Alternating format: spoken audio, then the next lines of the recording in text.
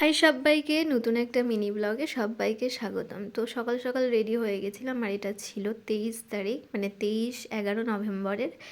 আর আমি রেডি হয়ে গেছিলাম, আমার একটা কাজ ছিল, আর কাজটা ছিল আমার নিজের মামার বাড়িতে, মানে মামার মেয়ের আশীর্বাদ। তো তাকেই সাজাতে যাওয়ার কাজ ছিল।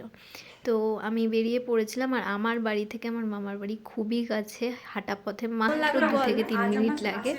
তো আমি চলে এসেছিলাম, আর এখানে বর্ষা রিভিউ দিচ্ছিল জোরসে যে কেমন লেগেছে। তো রিভিউ আর ওর অল ওভার লুকটা দেখে নাও। এই যে ওর অল ওভার লুক, আইসটা ডাউন কর একটু।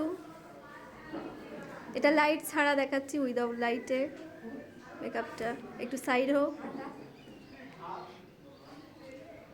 তুই স্যাটিসফাই?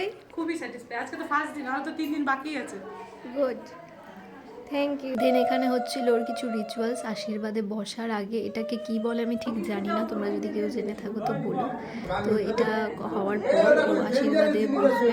অ্যান্ড এখানে আশীর্বাদও শুরু হয়ে গেছিলো, আর আমার মামি ফার্স্ট আশীর্বাদ করছিল, মামি শুরু করেছিল। অ্যান্ড আমিও বেশি ক্লিপস কিছু আমি নিতে পারিনি, যতটুকু পেরেছি তোমাদের সাথে ওর বিয়ের কিছু কিছু মুহূর্ত শেয়ার করব। ফার্স্ট দিন আজকে আশীর্বাদের লুকও শেয়ার করলাম, আর কিছু মোমেন্ট শেয়ার করলাম, আর এখানে সবাই মিলে আশীর্বাদ করছিলাম।